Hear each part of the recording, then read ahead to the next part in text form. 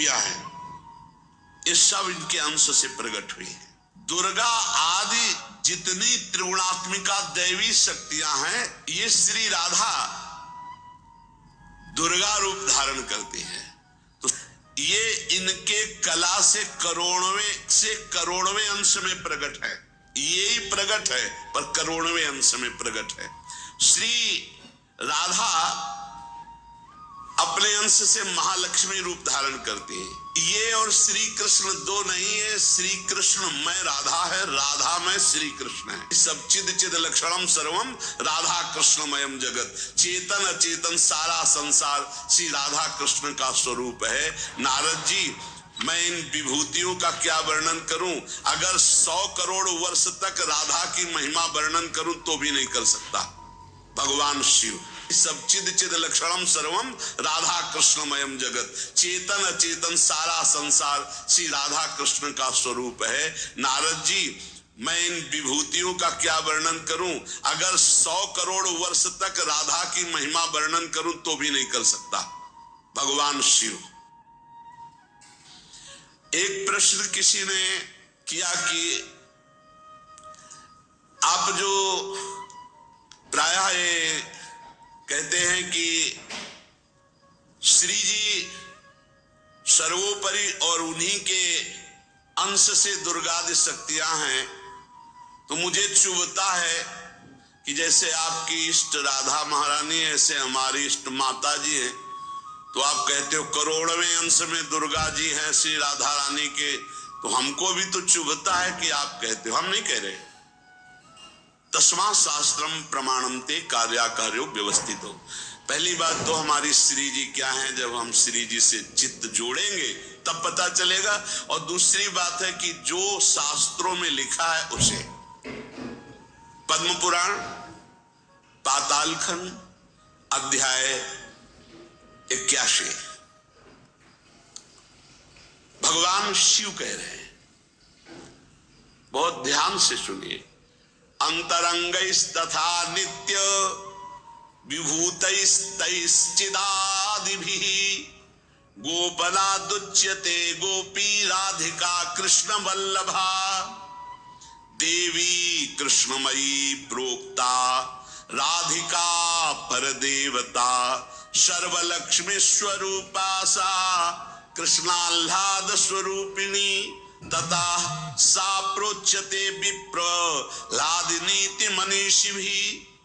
ध्यान से, तत्कला कोटि कोट्यंसा दुर्गाद्यास्त्रिगुणात्मिका, सा तो साक्षात् महालक्ष्मी कृष्णो नारायण प्रभु, नैतयोर्विद्यते भेदः स्वल्पोऽपि मुनिषत्तमो, इयं दुर्गा हरिरुद्रः कृष्णा शक्र इयं शची, सावित्री इयं हरिर्ब्रह्मा धूमोर्णासौ यमो हरिः, बहुना किं मुनिश्रेष्ठ बिना ताभ्यां न किंचन, चिद चिद लक्षणं सर्वं राधा कृष्णमयं जगत्, इत्थं सर्वं तयोरेव विभूतिं विद्धि नारद, न शक्यते मया वक्तुं वर्षकोटिशतैरपि। भगवान शंकर कैलाश में विराजमान है। देवर्षि नारद जी सनकादि बड़े बड़े महापुरुषों की सभा लगी हुई, उस सभा में कह रहे, नारद जी को संबोधन करके भगवान शिव कह रहे, हे नारद जी, ये जो श्री कृष्ण प्रिया राधा है,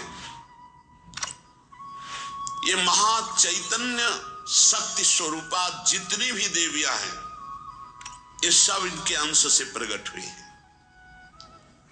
ये अंतरंग विभूति है, इसीलिए इनको कोई जानता नहीं। अत्यंत गोपन तत्व है, इसीलिए इनका एक नाम गोपी है। श्री कृष्ण सदैव इनकी आराधना करते, इसलिए नाम इनका राधा है। और ये सदैव श्री कृष्ण की आराधना में रहती, इसलिए इनका एक नाम राधिका है। ये राधा परा देवता है। जितनी भी लक्ष्मी आदि शक्तियां सब इन्हीं के अंश से हैं। आपको भगवान का आह्लाद कहा गया है, आह्लाद। और जब मूर्तिमान ये हुई तो राधा कह गई, किशोरी जो कह गई। कोटि कोट्यंसा, भगवान शिव बोल रहे हैं, तत्कला कोटि कोट्यंसा दुर्गाद्य त्रिगुणात्मिका। दुर्गा आदि जितनी त्रिगुणात्मिका दैवी शक्तियां हैं, ये इनके कला से करोड़वें अंश में प्रकट है। यही प्रकट है पर करोड़वें अंश में प्रकट है। हम नहीं कह रहे, ये भगवान शिव कह रहे हैं। जो राधा कृपा कटाक्ष पढ़ते हैं वो पढ़ के देखे, आखिरी में भगवान शिव कह रहे हैं, क्रियेश्वरी मखेश्वरी स्वधेश्वरी त्रिवेद भारतीश्वरी प्रमाण शासनेश्वरी। हमारे यहाँ सुधा निधि में महाप्रभु हरिवंश चंद्र जी कह रहे हैं, प्रेमणा सन्मधुरोज्ज्वल हृदय संगार लीला कला वैचित्री परमावधि भगवता पूज्य विकापी शता ईशानी च सची महासुख तनु शक्ति स्वतंत्रा परा श्री वृंदावन नाथ पट्ट महिषी राधयु सेव्यामम। बोले तत्कला कोटि कोट्यंसा, कला उन्हीं की कला, राधा की ही कला, श्री किशोरी जी के ही अंश से करोड़ों अंश में सब शक्तियों का प्रादुर्भाव हुआ। श्री राधा अपने अंश से महालक्ष्मी रूप धारण करती हैं, तो भगवान श्री कृष्ण नारायण रूप धारण करते हैं। मुनि श्रेष्ठ, थोड़ा भी भेद नहीं है। ये श्री राधा दुर्गा रूप धारण करते हैं, तो श्री कृष्ण शिव रूप धारण करते हैं, रुद्र। जब श्री कृष्ण के अंश से इंद्र, तो श्री राधा किशोरी के अंश से सची इंद्राणी। जब श्री कृष्ण के अंश से ब्रह्मा, तो राधा किशोरी के अंश से सावित्री देवी। जब श्री कृष्ण के अंश से यमराज, तो उनकी पत्नी धूमोरणा के रूप में श्री राधा किशोरी। अधिक क्या कहूं, इन दोनों के सिवा किसी की सत्ता ही नहीं। यही सब चिद चिद लक्षणम सर्वम राधा कृष्णमयम जगत। चेतन अचेतन सारा संसार श्री राधा कृष्ण का स्वरूप है। नारद जी, मैं इन विभूतियों का क्या वर्णन करूं? अगर 100 करोड़ वर्ष तक राधा की महिमा वर्णन करूं तो भी नहीं कर सकता। भगवान शिव, कुछ ऐसे भावुक जन हैं कि वो कहते हैं कि आप भगवान शंकर को श्री कृष्ण से छोटा कहते हैं, वो हमारे आराध्य देव, हमको चुभता है। देखो, जब तत्व की चर्चा होगी तो एक है, और जब लीला की चर्चा होगी तो वही एक विविध लीलाएं करता है, वही एक विविध लीलाएं करता है। रास में भगवान शंकर आए, अगर थोड़ा भी शास्त्र को पढ़े हो तो पढ़ के देख लेना। गोपी रूप धारण किया, रास में प्रवेश पाया, श्री कृष्ण चरण वंदना, किशोरी जी की चरण वंदना, और फिर गोपी रूप धारण करके रास में प्रवेश। अच्छा, कोई भी ये कैसे नकार सकता है कि भगवान शंकर की जटाओं में गंगा जी हैं, और वो गंगा जी क्या है, क्या आप नहीं जानते हो? गंगा तरंग रमणीय जो जटा कलापम गौरी विभूषित वाम भागम, भगवान शिव के लिए आता है। तो जो जटा कटा संभ्रमम भ्रमण नीलम पर निर्झरी जो विराजमान है गंगा जी, वो कौन है? गांगम वारि मनोहारि मुरारी चरण अच्युतम त्रिपुरारि शिरश्चारी पापा पहारी पुनात्मा। देखो भाई, तत्व एक है, पर लीला में जब प्रारंभ होगा तो लीला में छुटाई बड़ाई हंसी मजाक वो उनकी आराधना, वो उनकी आराधना। तत्व एक है। अभी आप यहाँ सुन रहे हो कि जब श्री कृष्ण शिव रूप धारण करते हैं तो राधा किशोरी दुर्गा रूप धारण करती, यही है, कोई और थोड़ी है। पर जब लीला की बात आती तो वही भगवान शंकर गोपी रूप, आज भी भगवान गोपेश्वर का श्रृंगार होता है गोपी रूप में। शाम टाइम जल नहीं चढ़ता, नथुनी बाला और सब चुनरी धारण करके भगवान शिव गोपीश्वर के रूप में विराजते हैं। भगवान शंकर गंगा जी को नेत्रों से भी रोक सकते थे, लेकिन जटाओं में धारण किया कि श्री कृष्ण का चरणामृत है, वामन भगवान का चरणामृत है, वामन के रूप में श्री कृष्ण ही है। प्राणाधिक प्रियतमा सर्वाभ्याः सुंदरी परा सर्वयुक्ता च सौभाग्य भाग्नि गौरवान्विता।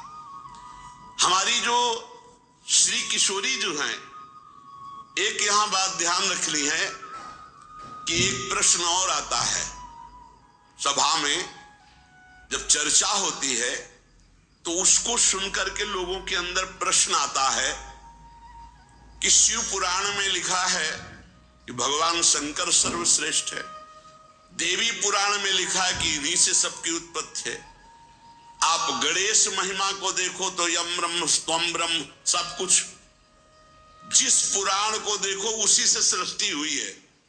इसका मतलब क्या है? गलत है क्या? जब तुम शिव पुराण पढ़ोगे तो शिव तत्व से ही सबकी उत्पत्ति है, सब कुछ शिव तत्व है। पढ़े हैं जैसे आप कहा भगवान शंकर ने चिद चिद लक्षणम सर्वम राधा कृष्णमयम जगत, ऐसे कहा गया है हे भगवती हे भगवान, आपसे ही सृष्टि प्रकट है शिव पुराण में, क्योंकि जितनी माताएं वो सब भगवती हैं और जितने पुरुष हैं वो सब हे भगवान शिव आपका ही स्वरूप है। चराचर जगत शिव और पार्वतीमय है।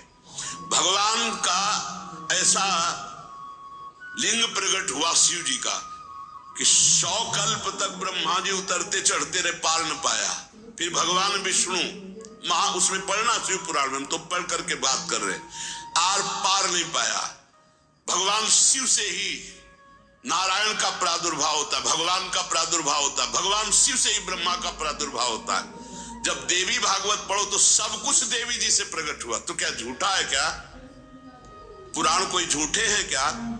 तो अगर उनसे प्रकट हुआ तो इनसे कैसे? भागवत पढ़ करके देखो तो श्री हरि से, नाभि कमल से ब्रह्मा, ब्रह्मा की भ्रकुट से रुद्र का अवतार, उधर पढ़ करके देखो तो उन भगवान शिव से ब्रह्मा और श्री हरि प्रकट होते हैं।